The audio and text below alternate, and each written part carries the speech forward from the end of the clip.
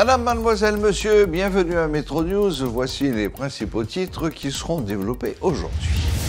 Installation ce mardi des 8 juges manquants à la Cour de cassation. La cérémonie s'est déroulée à la première salle de la Cour de cassation en présence du Premier ministre, de la présidente du HCT, Mme Myrlande Manigat, entre autres. Le chef du gouvernement invite ces nouveaux magistrats à être impartiaux. L'intervention rapide d'une force de maintien de la paix est nécessaire en Haïti, selon le professeur Franz Toyo de la CNDDR. Selon lui, les bandits sont armés par des hommes politiques et des membres du secteur privé des affaires. Lancement ce mardi par le ministère de l'Éducation nationale du programme pluriannuel de résilience en appui au secteur de l'éducation. Ce programme, qui sera mis en œuvre par l'UNICEF et le PAM, est de renforcer les capacités des acteurs scolaires pendant 3 ans.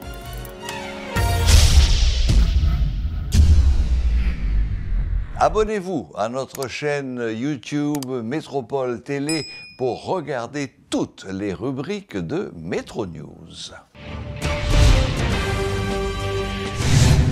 La cérémonie de prestation de serment des 8 nouveaux juges et substituts de la Cour de cassation a eu lieu ce mardi. Lors de son intervention de circonstance, le Premier ministre a fait remarquer que c'est dans la recherche du consensus, du dialogue franc avec tous les secteurs de la vie nationale qu'il a pu arriver à trouver la formule pour refaire fonctionner aujourd'hui la plus haute instance judiciaire du pays. Le chef du gouvernement a indiqué que tout le système repose sur le discernement, la sagesse et le sens de la justice et de l'équité de ces nouveaux magistrats. Il invite les nouveaux juges, en toutes circonstances, à faire preuve de rigueur dans les analyses et de justesse dans leur déduction. Vous avez librement et volontairement choisi de postuler pour cette fonction. Entrer à la Cour de cassation est à la fois un honneur et un privilège, mais c'est aussi une lourde responsabilité. Dès que vous avez tranché, tout le monde doit se courber à votre décision. Dans la justice humaine en Haïti, après vous, il n'y en a pas d'autre.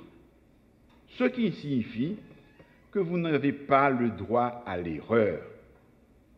Là où un juge en première instance, ou même en appel, peut errer ou se tromper dans son appréciation des faits d'une cause ou dans l'application d'une loi, vous ne pouvez pas vous le permettre. De ce fait, tout le système repose sur votre discernement, sur votre sagesse, sur votre sens de la justice et de l'équité. Il vous faudra en toutes circonstances faire preuve de rigueur dans vos analyses et justesse. C'est de la qualité des jugements que vous aurez à rendre que dépend la construction de la confiance des citoyens dans la justice de notre pays. Les investisseurs comme les citoyens ordinaires, les patrons comme les ouvriers, ont besoin de savoir et d'avoir l'assurance qu'en se tournant vers vous, ils obtiendront justice. Le pays compte sur vous pour faire mentir La Fontaine et démontrer que ce ne sont ni l'origine sociale, ni la situation économique, ni l'intérêt politique qui déterminent l'issue d'un procès. Que l'on soit puissant ou misérable, les jugements de cour doivent rendre justice à qui justice est due.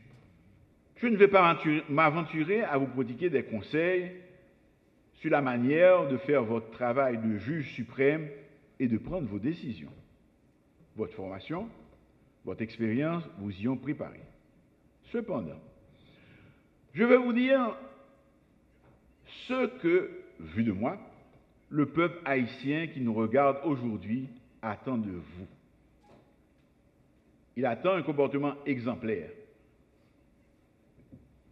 une réelle indépendance des pouvoirs politiques et des forces d'argent, une haute intégrité morale, le courage pour résister aux pressions et pour prendre des décisions fondées en droit, même quand cela ne plaît pas aux puissants, et enfin, de la compétence. Il ne faut pas vous faire d'illusions. Plus d'un tentera d'influencer vos décisions, comme ils ont essayé dans le passé, en vous faisant des propositions indécentes, ou même en vous menaçant. Votre seule boussole, c'est la loi. Votre seul devoir, c'est de rendre justice. Je peux vous assurer que de concert avec les membres du Haut Conseil de la Transition, le gouvernement fera tout ce qui est possible pour vous mettre en situation de travailler dans de bonnes conditions. Nos ressources sont limitées, certes, mais la justice mérite bien que nous fassions quelques sacrifices pour qu'elle soit rendue. Le professeur Franz Toyo juge l'intervention rapide d'une force de maintien de la paix nécessaire et pense que dans 6 mois, il sera trop tard compte tenu de la faiblesse de la police nationale. Le membre de la commission de démantèlement et réinsertion, CNDDR, fustige par ailleurs les hommes politiques haïtiens inconscients et mal formés qui n'ont cessé d'armer et de financer les bandits depuis des années. Nous connaissons bien, nous pas indépendants à 100%. Parce que pour une présence étrangère sous sol ou son souveraineté partagée liée. En dans les Nations Unies, il régit de 3 types d'intervention. Il y a peacemaking. Peacemaking, qui ça veut dire? Maintien de la paix. C'est maintien de la paix, c'est une sorte de maintien de la paix, mais il n'y a pas invité, le gouvernement n'a pas invité. C'est lever et puis ou vient tourner un voisin indésirable dans la zone là, et pour les Nations Unies débarquer, vient mettre la paix, il n'y a pas même invité aux décisions à prendre. Est-ce que vous avez ça? Mais il y a peacekeeping. Et peacekeeping qui maintient la paix. Peacekeeping, c'est maintien de la paix. Peacekeeping, c'est le gouvernement qui voit que il n'a pas qu'à faire face à monter insécurité, il n'a pas assez de moyens pour combattre les bandits, il écrit Nations Unies. Et que l'écrit Nations Unies, pour Nations Unies, tu as une force de maintien de la paix pour lui, pour aider, comme en 2004. La MINUSTA. C'est un peacekeeping. Mais, journée aujourd'hui, côté moi-même avant, je suis dans la parlé, nous avons besoin de peacekeeping, mais nous avons besoin de l'autre peace, qui est le peace building. Peace building, qui s'allie. C'est lui-même nous plus besoin en Haïti. Parce que, après le tremblement d'été, là, nous devons transformer peacekeeping en peace building pour aider nous à reconstruire le pays. Jusqu'au 2010, ça fait ravage, nous avons séquelles 2010. Est-ce qu'on pense, côté nationaliste, côté pacifiste, côté net, je ne dis pas, vous pensez que ce n'est pas une force qui vient dans le pays d'Haïti qui peut aider nous goumer avec gang ça pour détruire gang ça. Vous pensez que 5 mois, 6 mois qu'on a venir faire émission là? La continuité est impossible. Oui. Donc, il faut une force qui vient sous forme de peacekeeping qui peut venir aider le pays d'Haïti goumer pour retirer gang ça. Nous-mêmes, Haïtiens, gouvernement, pas de moyens pour le faire. Nous-mêmes, Haïtiens, nous n'avons pas de moyens pour le faire. Moi, je suis membre CNDDR.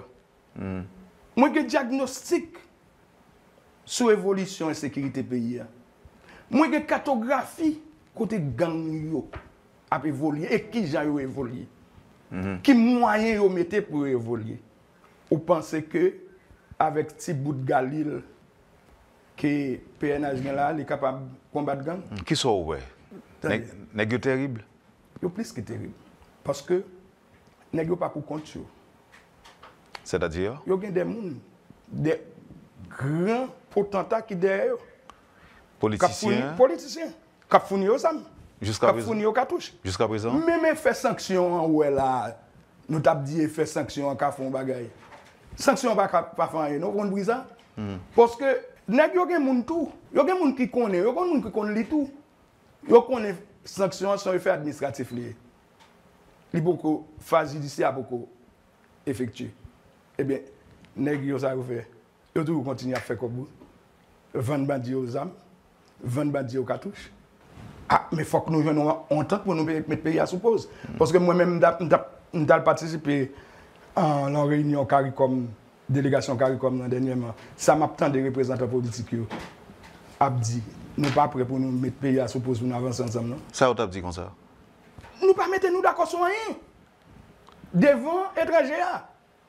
Sauf que 80% des monde est d'accord pour force comme ça nous les forces militaires pour devenir. Mais il y a pas d'accord non? En prélude à la Journée internationale des droits de la femme, un atelier de formation au profit d'une centaine de femmes journalistes a été organisé ce mardi à l'hôtel Montana. La ministre à la condition féminine et aux droits des femmes, le docteur Sophia Loreus, a lancé cette journée aux côtés du directeur général de l'ULCC, Maître Hans Ludwig Joseph. Cette activité vise à former les femmes journalistes en matière de lutte contre la corruption en partenariat avec l'association Solidarité des femmes haïtiennes journalistes. Mesdames, Messieurs, l'activité de ce matin qui réunit près d'une centaine de femmes journalistes s'inscrit dans une démarche de renforcement de capacité de l'un des acteurs les plus importants dans la lutte contre la corruption en Haïti, vous qui êtes les femmes journalistes. À ce niveau, elles jouent un rôle crucial dans la prévention et la sensibilisation de la population sur l'existence, les causes et la gravité de la corruption, ainsi que sur les menaces que ce fléau représente. Aussi, le travail de cette catégorie ajoute une pression extra-institutionnelle susceptible de déboucher sur une culture d'éthique que nous souhaitons instaurer chez nos dirigeants politiques et nos agents publics. À partir de la tenue de cette activité, les femmes, particulièrement les journalistes, doivent être cette entité qui promeut une autre forme de gouvernance administrative, aussi un autre paradigme, un changement de mentalité dans la manière de gérer les choses publiques. L'implication des femmes dans la lutte contre la corruption répond à une nécessité urgente et excessive.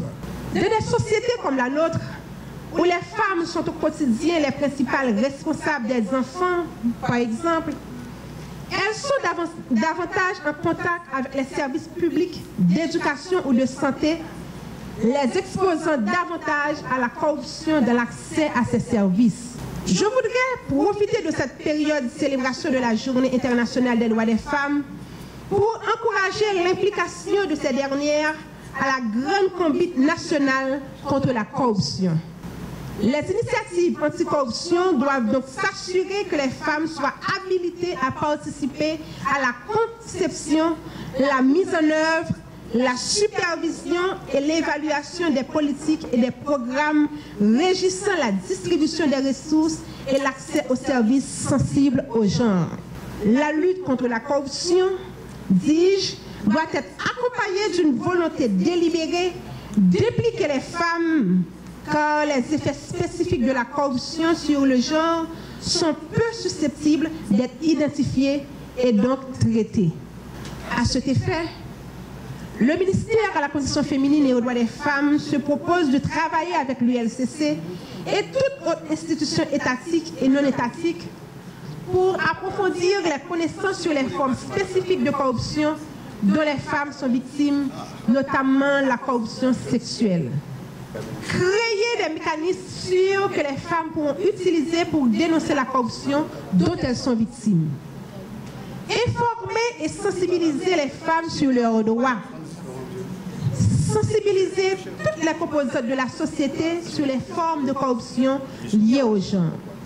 Le refuge des femmes d'Haïti, la FEDOFED, en partenariat avec le réseau national des groupes sanguins de rhésus négatifs et PNST, avec le support de Housing Works Haïti, Georgetown University Forest, organise une journée de sensibilisation et de collecte de sang en vue de créer une base de sang disponible pour les femmes enceintes afin de réduire le taux de mortalité maternelle et infantile en Haïti.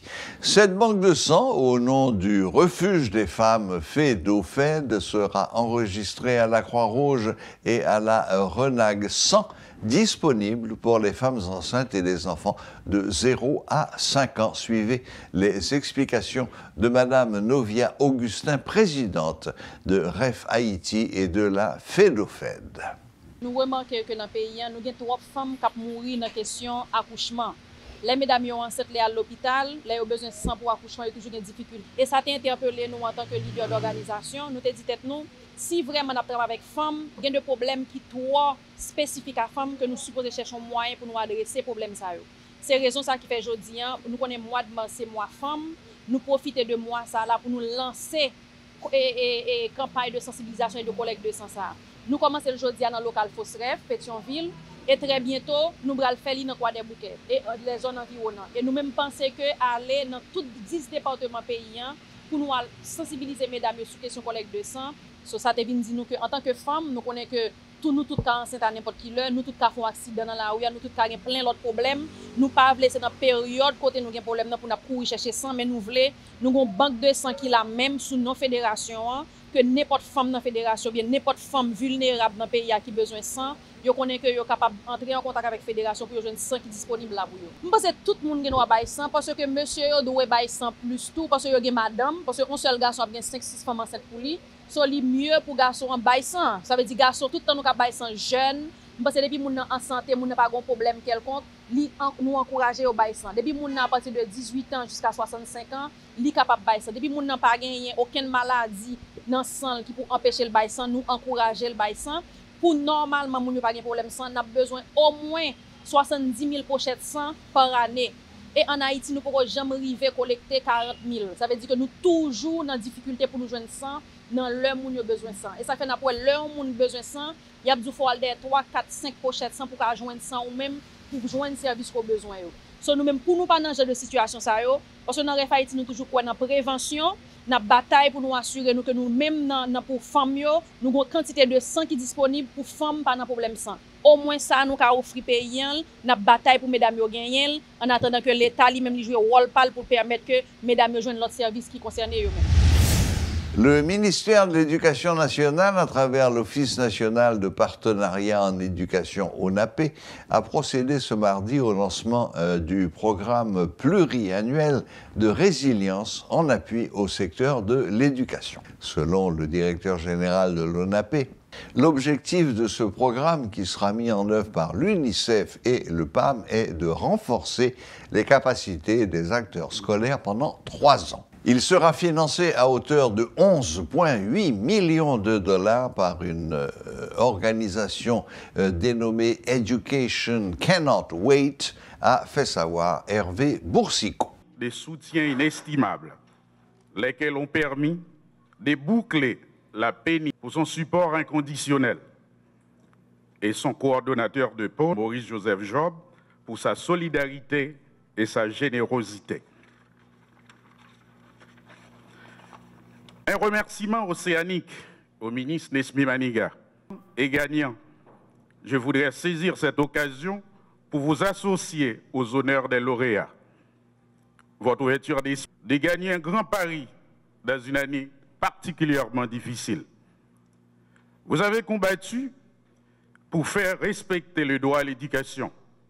Votre slogan « École Pakaton » est très profond. Il s'agit de lutter contre tous ceux qui, par une surenchère de désespoir, tentent de tuer l'espoir. L'école Pakaton, l'expression profonde d'un cri contre cette tentative d'assassiner l'espoir d'une nation. Travaillant à vos côtés, nous avons compris que le projet d'une nation repose sur l'éducation appropriée de sa jeunesse. je cite ainsi une pensée Des citoyens de la capitale saluent l'objectivité de Radio-Télé Métropole pendant ses 53 années d'existence. C'est là que réside l'originalité de la station 100.1 selon certains. Quelques interrogés réclament plus de programmes en créole afin d'atteindre le grand public et des émissions culturelles sur Télémétropole. Rudolph Pierre-Louis est allé à la rencontre du public de Radio-Télé Métropole. Bon, je suis capable de dire que Radio Métropole, c'est une radio qui moi entendu radio en pile, moi regarder télévision en pile tout. Donc c'est une radio qui fait qui différencie l'ensemble avec l'autre radio. Dans la façon que la bas information, dans la façon que les journalistes ont informé la population et les différencier l'ensemble avec une série de l'autre radio dans la capitale. Le magasin de Télé Métropole, plus précisément à travers certaines rubriques comme une demoiselle qui a l'habitude d'animer une rubrique qui s'appelle Glamour. Et aussi, il y a Oui le point.